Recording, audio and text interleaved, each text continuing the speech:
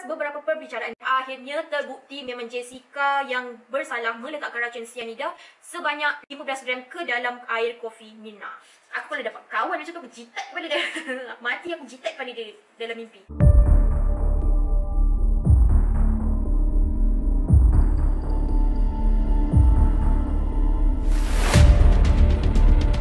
Hi guys, Assalamualaikum. It's me Nela here and welcome back to my channel. Korang pernah tak minum kopi Vietnam?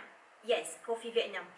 Macam yang korang boleh tengok dekat title kat bawah dengan thumbnail kan? Apa kena mengena kopi dengan kisah yang aku nak ceritakan pada hari ni? Korang tahu tak? Ada seorang wanita yang dikatakan terus pengsan selepas dia minum satu hirup kopi Vietnam. Yang malamnya tak sampai sejam selepas dia minum air kopi tu, dia meninggal dunia. Macam pelik kan? Takkanlah minum air kopi satu hirup je terus boleh meninggal dunia. Belum aku mulakan cerita tentang kisah wanita ni, just nak cakap, andai kata ini adalah kali pertama korang datang ke channel aku ni, and also this is your first time nampak muka aku ni dekat dalam YouTube, aku nak cakap thank you sebab sudi untuk klik video ni. If korang yang baru first time datang kat sini belum subscribe lagi dekat channel aku ni, aku harap korang boleh tekan butang subscribe dekat bawah ni, and jangan lupa untuk tekan butang loceng sekali, okay? So nanti bila-bila masa aku update, korang adalah orang pertama yang dapat notification. So without wasting any time, let me share with you kisah tentang seorang wanita yang berasal dari negara jiran kita, iaitu Indonesia. Pada Januari 2016, seorang wanita yang bernama Ayan Mirna Salihin, ataupun lebih mesra dikenali sebagai Mirna, telah terminum satu cawan kopi Vietnam yang dikatakan mengandungi bahan racun iaitu cyanida. Dan tanpa Mirna ketahui, rupa-rupanya yang meletakkan bahan cyanida itu adalah kawan baiknya sendiri, iaitu Jessica Kumala Wongso, ataupun lebih dikenali sebagai Jessica. Kes pembunuhan Mirna ni bukan setakat kecoh dekat Indonesia je tau, tapi kisah dia ni juga kecoh sampai ke Australia. Ada satu rancangan TV 60 Minutes Australia pun turut cover kisah pembunuhan Mirna. Sebelum aku cerita lebih lanjut tentang kronologi kejadian pada hari itu, kita berkenalan dulu dengan Mirna dan Jessica. Pada tahun 2008, Mirna dan Jessica telah sambung belajar ke Billy Blue College of Design di Australia.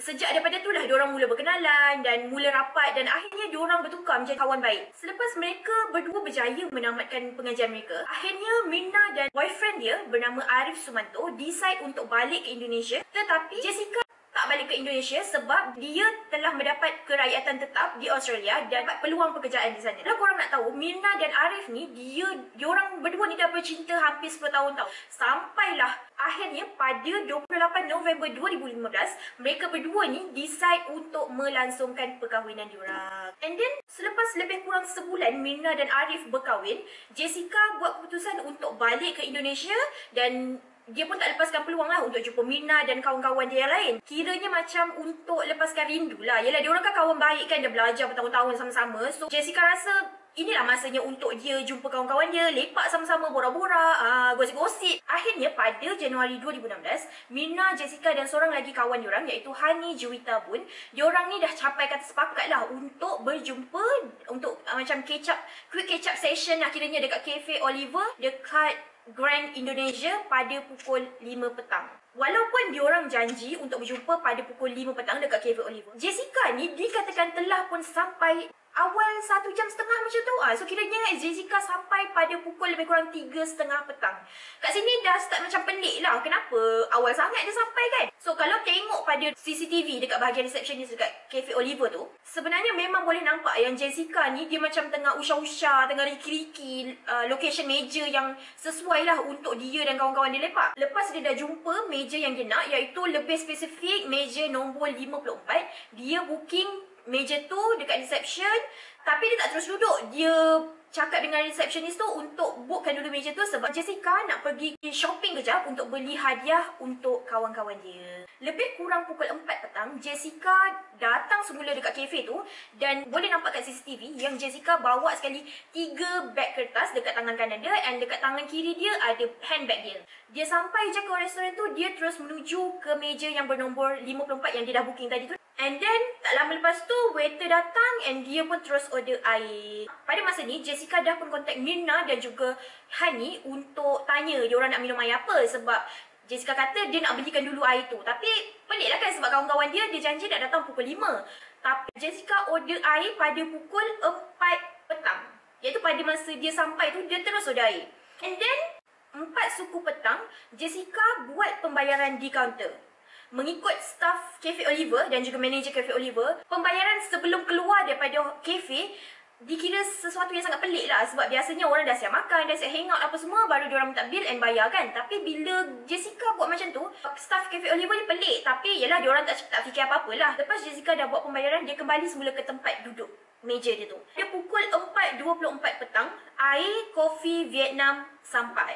Air kopi Vietnam ni memang Mirna yang nak. Macam aku cakap tadi, Jessica dah pun tanya awal-awal lah dekat Mirna dan Hani, diorang nak air apa. Jadi Mirna pilih untuk minum air kopi Vietnam. Jadinya air kopi Vietnam Mirna lah yang sampai dulu. And then dia jadikan cerita Mirna dan Hani sampai pada pukul 5.16 petang. CCTV menunjukkan Mirna dan Hani dua-dua memakai baju warna biru. Dan bila diorang sampai je kat meja nombor 54 tu, Mirna, Hani dan juga Jessica berpelukan dan bersalaman lah. Mirna pun menuju ke tempat duduk di bahagian tengah. Di sebelah kiri ada Hani dan di sebelah kanan ada Jessica. Sampai-sampai je, Mirna dah terus kacau air kopi dia tau. Mungkin sebab dia terlalu haus kan, ke perjalanan daripada kereta nak ke Cafe Oliver tu jauh ke apa ke.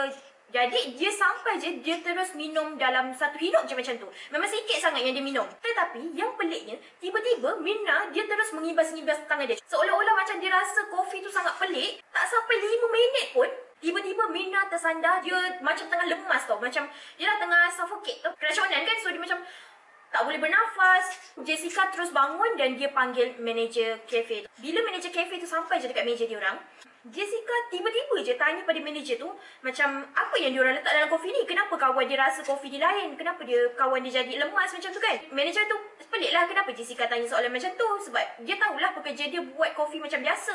Apa yang berbezanya kopi dia orang pada hari tu? Tiba-tiba Mirna dia macam dalam keadaan yang tak sedarkan diri. Dia dah pengsan lah kiranya. And then Hani masa tu dah start panik. Dia gabra gila-gila. Dia terus call Arif, iaitu suami kepada Mirna. So Hani pun sibuklah dalam telefon untuk cerita pada Arif tentang keadaan Mirna. Yang peliknya, si Jessica ni dia cuma berdiri dan tengok saja macam tu tau. Dia memang tengok, tak buat apa-apa. Air muka dia tu pun tak menunjukkan seorang yang takut. Macam Hani takut. Jadi dia tunjuk, nampaklah keadaan dia yang menggeletar gabra tu kan. Yang si Jessica ni pula, dia cuma berdiri dan dia dah start macam garu-garu tau kat tangan dia, kat jari dia dah start garu. Dan masa tu ada ramailah orang yang tolong untuk angkat Mirna ke atas kerusi roda. Mirna terus dibawa ke hospital. Dalam perjalanan nak ke hospital, ada usaha untuk menyelamatkan, dilakukan macam CPR tu semua kan. Tapi malangnya Mirna meninggal dunia hasil daripada postmortem. Punca kematian Mirna dikesan melalui adanya kesan racun sianida dalam badan Mirna. Dalam proses perbicaraan dekat mahkamah, Jessica ada sebut lebih kurang macam ni lah ayat dia. Kalau aku nak bunuh seseorang pun, aku patut tahu jumlah dos yang betul yang membolehkan seseorang tu mati tau. Masa perbicaraan kes Mirna ni dekat mahkamah, ada terkeluar lah macam pertikaian tentang jumlah kos cyanida yang diorang jumpa dalam kopi Mirna tu adalah sebanyak 15 gram. Diorang fikir macam cukup ke 15 gram tu sampai boleh membunuh? Kalau betul sekalipun Mirna keracunan disebabkan cyanida, sepatutnya Mirna ni mengalami sawan tau. Dan mulut dia akan mula keluarkan buih-buih. Tapi benda ni jadi pelik lah sebab macam mana si Jessica tu boleh terfikir nak sebut pasal jumlah dos yang betul untuk bunuh seseorang. Kalau ikut hasil siasatan awal, ada 3 orang yang dituduh sebagai suspek pembunuhan Mirna. 3 orang itu ialah Hani, Jessica dan juga pelayan Cafe Oliver yang hantar kopi Mirna tu lah, yang bernama Agus. Tetapi setelah semua siasatan dilakukan, memang diorang dapat kesan memang Jessica lah orang yang paling tepat untuk dituduh berdasarkan motif dan bukti yang terkumpul. Jadi Hani dan Agus bebas daripada sebarang pertuduhan lah. Walaupun tak ada bukti yang kukuh yang menunjukkan Jessica tuang racun cyanida tu ke dalam kopi Mirna. Kalau korang perasan, Jessica pilih lokasi meja yang spesifik, nombor 54. Sebab macam aku cakap tadi, masa dia sampai dekat kafe tu, dia dah cega kawasan kafe tu. Dia tengok tempat duduk yang tak nampak dalam kamera. Jadi dia pilih satu tempat yang ada 2 kamera, di mana satu tu dekat belakang tumbuh-tumbuhan, jadi agak terhalang dengan pokok dekat situ, dan satu lagi betul-betul di hadapan meja diorang. Tapi Jessica dia pandai, dia ambil langkah yang sangat bijak dengan membeli hadiah, iaitu 3 beg kertas Bath and Body Works. Kat sinilah dia gunakan 3 beg tu sebagai penghalang daripada nampak apa yang Jessica buat di sebalik beg kertas tu. So mesti korang macam pelik kan? Apalah motif si Jessica ni sampai dia sanggup bunuh, sanggup racun kawan baik dia sendiri? Apa masalah dia ni kan? Sebenarnya semuanya sebab dendam. Dan ni dia rasa cemburu, rasa iri hati pada Mirna sebab mungkin dia rasa Mirna ni hidup dia sempurna. Dia dah kahwin, keluarga dia sayang dia, tapi Jessica ni hidup dia huru-hara.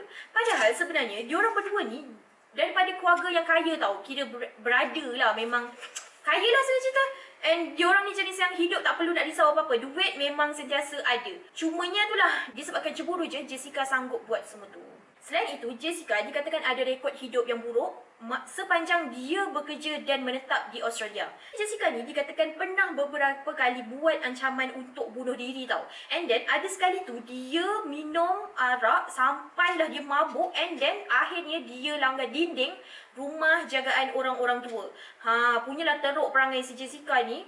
Pelik-pelik je. Selain daripada tu, tak cukup dia, Jessica ni juga telah mendapat perintah larangan daripada mendekati ex-boyfriend dia, Patrick. Masa dekat sini, Jessica ni dia bekerja sebagai graphic designer dekat sebuah syarikat yang bernama New South Wales Ambulance. Tapi itulah, dia dah start ada masalah kesihatan mental tu semua kan. Jadi, akhirnya dia diberhentikan kerja sebab pada satu tahap, si Jessica ni dia ada ugut manager dia dengan ugutan bunuh. Jessica threatened me by saying, "You have to die. And your mum should die too." Sebab tu jugalah dia decide untuk balik ke Indonesia. So, selepas semua siasatan dilakukan, ada beberapa sebab yang menjadikan kenapa Jessica boleh sampai tahap dituduh sebagai pembunuh. Sebabnya, sebelum hari kejadian kematian Mirna, Jessica dikatakan ada buat beberapa perkara yang pelik dan juga mungkin cakap benda yang pelik. Jom aku kongsikan beberapa perkara yang Jessica buat yang meragukan pihak mahkamah. Firstly, Jessica dia sampai ke Cafe Oliver terlalu awal. And then dia pesan minuman pun terlalu awal, iaitu 50 minit sebelum kawan-kawan dia sampai. Korang bayangkanlah, 50 minit kau ada air. Tak ke air tu sama ais dia akan cair ataupun minuman panas akan jadi sejuk. Dah tak best lah kan? Macam apa point dia order air awal-awal? Pada pukul 3.30 petang, Hani dia ada kontak Jessica. Dia tanya Jessica, "Jessica, kau kat mana sekarang? Kau dah sampai mall ke? Kau dah on the way ke? Kau kat mana? Kau dah gerak ke?" Yang peliknya, si Jessica ni dia boleh kata dia on the way. Dia boleh sampai lagi dekat mall tu. Tapi padahal sebenarnya 3.30 petang tu kalau ikut rakaman CCTV, Jessica dah sampai dah dekat Cafe Oliver tu. So ini pun pelik juga ni. And then, secondly, cara dia susun beg kertas tu. Kan ada 3 beg kertas kan. Dia susun benda tu macam berturutan tau. Dia letak beg tu bukan secara natural. Dengan strategiknya dia susun beg tu. Dengan harapan CCTV takkan nampak apa yang dia buat. Tapi itulah, si Jessica ni sebenarnya tak adalah berapa pandai pun. Dia tak tahu yang CCTV tu mata dia besar. Di sebalik beg kertas yang Jessica susun, sebenarnya CCTV boleh nampak yang Jessica cuba untuk alih kopi daripada tepi ke sebalik beg kertas, dan CCTV juga menunjukkan yang Jessica ada ambil sesuatu daripada beg tangan dia dan ada perbuatan seolah-olah cuba untuk memasukkan sesuatu ke dalam air. Yang ketiga, semasa Mirna pingsan, rakaman CCTV menunjukkan Jessica tak menunjukkan sebarang reaksi. Dia diam, terkaku, berdiri, tak ada menampakkan dia sedih ke, dia gabra ke, tak ada. Tapi apa yang dia buat masa tu, masa dia berdiri tercegat tu, dia mula menggaru-garu tangan dia. Efek menggaru tangan ni cuma dapat kalau terkena racun sianida. Sebab yang keempat, selepas kematian Mirna, Jessica ni dia kata dia tak ada kontak Hani, tapi sebenarnya dia tipu. Hani ada cuba beberapa kali untuk kontak Jessica, tapi sebenarnya Jessica yang tak layan Hani. Kiranya macam mungkin cubaan untuk larikan diri. Selain daripada tu, Jessica ni juga dikatakan cuba buang seluar jin yang dia pakai pada hari kejadian tu tau. Alasan kenapa dia buang, dia kata sebab seluar tu dah koyak. Padahal bila pihak polis jumpa seluar dia tu, tak ada kesan koyak pun. Seluar dia memang perfect. Sebab yang kelima, sebenarnya Mirna dan Jessica ni dah lama tak bertegur siapa tau. Sebelum Mirna dan Arif decide untuk balik ke Indonesia pun, memang diorang dah tak bertegur siapa. Tapi yang peliknya, bila Jessica balik ke Indonesia pada 5 Disember 2015, dia terus kontak Mirna. Kiranya Mirna ni orang pertama lah yang dikontak, mungkin untuk keep in touch balik kan. Dan selepas sebulan dia balik daripada Indonesia, masa itulah Jessica decide untuk lepak dengan Hani Mirna dan juga Vera di Cafe Oliver. Tapi masa tu Vera tak datang. Tak tahu kenapa. Dan sebab yang terakhir iaitu sebab yang keenam, Jessica ni dia tak tunjukkan langsung yang dia panik ataupun dia rasa bersalah ataupun rasa sedih. Sedangkan dia ni dituduh sebagai pembunuh. Kan pelik tu. Dah lah kawan baik dia mati. Lepas tu dia dituduh sebagai pembunuh. Masalahnya dia tak tunjukkan apa-apa expression. Kita kalau dekat mahkamah, kau dah disabitkan kesalahan, kita mesti akan tunjukkan muka yang macam innocent je tu kan. Tapi yang pelik Jessica ni tak ada, memang tak ada apa-apa sebarang reaksi muka. Selain daripada tu, dia ni macam tak ada tunjuk langsung rasa simpati, rasa kesian dekat kawan dia yang kena bunuh tu. Bahkan masa sesi perbicaraan berlangsung, setiap kali hakim atau peguam tanya Jessica tentang keadaan Mirna, Jessica boleh senyum, kadang-kadang dia gelak macam psycho tak ada perasaan langsung. Aku kalau dapat kawan macam tu, aku jitat kepala dia. Mati aku jitat kepala dia dalam mimpi. And then biasalah bila kes-kes bunuh ni terjadi, akan ada beberapa teori konspirasi yang timbul lah. So antara spekulasi yang timbul, Jessica dan Arif ni sebenarnya diorang ada hubungan sulit. Jessica cemburu Arif buat keputusan untuk kahwin dengan Mirna. Disebabkan itulah Jessica buat pilihan untuk bunuh Mirna. Teori yang kedua, Jessica dan Mirna ni sebenarnya macam ada bibit-bibit cinta. Dikatakan Jessica ni sebenarnya lesbian. Ada sekali tu, diorang ni macam dapat tangkap yang Jessica mungkin ada WhatsApp Mirna dengan menggunakan perkataan-perkataan yang macam mengurat si Mirna tu lah. Tapi mungkin sebab Mirna tak terima cinta dia dan Mirna buat keputusan untuk kahwin dengan Arif, disebabkan itulah Jessica sakit hati dekat Mirna dan dia bunuh Mirna. And then ada pula teori yang ketiga menyatakan Jessica ni sebenarnya tak puas hati dengan Mirna. Yelah, dia tak puas hati lah. Tiba-tiba dia dapat khabar angin menyatakan si Arif dan si Mirna ni dah kahwin. Tak jemput dia pula tu. Member mana tak panas hati kan? Kawan baik sendiri tak jemput dia punya majlis kahwin. Mana boleh? Gitu kononnya lah si Jessica tu. Tetapi selepas siasatan dilakukan, sebenarnya Mirna dan Arif ni buat keputusan untuk tak jemput Jessica sebab ada satu ketika di mana Mirna dan Jessica pergi bercuti. Jadi masa tu Mirna dia keluarkan statement meminta si Jessica ni untuk tinggalkan boyfriend dia.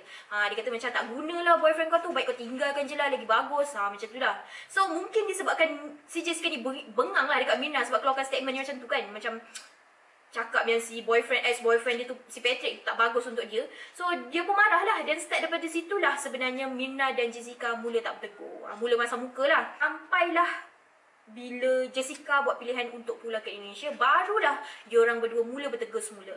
And then teori yang keempat, dikatakan pembunuhan tu berlaku disebabkan ada persaingan perniagaan antara Cafe Oliver dan juga musuh dia. Kiranya pesaing Cafe Oliver ni minta Jessica untuk jadi kambing hitam dan akhirnya menjadikan Mirna sebagai korban. Ada juga masalah macam ni. And then teori yang kelima, di mana bapa Mirna sendiri yang sebenarnya rancang untuk bunuh Mirna. Dikatakan sebab Mirna ni dia ada insurans kematian dekat Indonesia. Tapi benda ni dah pun disangkalah daripada bapa Mirna sebab bapa Mirna kata, ya betul, memang wang pampasan insurans Mirna tu memang dah dikeluarkan semuanya, tapi kesemua duit tu digunakan memang untuk golongan yang memerlukan. Termasuklah anak-anak yatim. Tak ada satu sen pun yang bapa Mirna ambil. Selepas ditimbang kara gitu-gini kan, bukti memang Jessica lah dalang segala-galanya. Jessica rancang pembunuhan tu dan laksanakan pembunuhan tu tanpa pertolongan siapa-siapa. Dia tak ada libatkan mana-mana pihak dan apa yang berlaku sebenarnya teori nombor 3 adalah jawapan yang paling tepat kenapa Jessica buat pilihan untuk bunuh Mirna. Macam yang aku cerita tadi, teori nombor 3 adalah Jessica ni dia menyimpan perasaan dendam pada Mirna sebab Mirna tak jemput Jessica pergi ke majlis perkahwinan dia, and then Mirna ada teguran berkenaan ex-boyfriend Jessica. Selepas beberapa perbicaraan dijalankan, akhirnya terbukti memang Jessica yang bersalah meletakkan racun cyanida sebanyak 15 gram ke dalam air kopi Mirna. Jesse Kumala Wongso yang ketika itu berumur 28 tahun telah pun dijatuhkan hukuman penjara 20 tahun bermula 27 Oktober 2016. So korang, itu je lah kisah kronologi kejadian pembunuhan Mirna yang dilakukan oleh Jessica. Pada pendapat korang, apa korang rasa kalau korang ada kawan macam Jessica? Aku takut weh, aku lagi sanggup tak ada kawan. Tapi alhamdulillah kawan aku semua baik-baik. Dan aku tak ada ramai kawan. Cerita pasal kawan pasal sendiri-sendiri pula. pula. Okay lah korang, itu je lah aku rasa untuk video kali ni. Aku harap korang enjoy dengan cerita ni. Dan kalau boleh, enjoy je lah. No pressure, okay? Jangan fikir-fikir sangat. Jangan sampai bawa ke tidur. InsyaAllah, orang-orang yang kita jumpa semua baik-baik belaka. So that's it for today. I hope you guys have a really awesome day today. And sedikit pesanan, please make a good choice. Berhati-hatilah ya dalam membuat apa-apa keputusan. And also, please be safe out there. I love you guys so much and I appreciate you guys sebab sudi tengok video ni, and I hope to see you guys in my next one. Ta-da!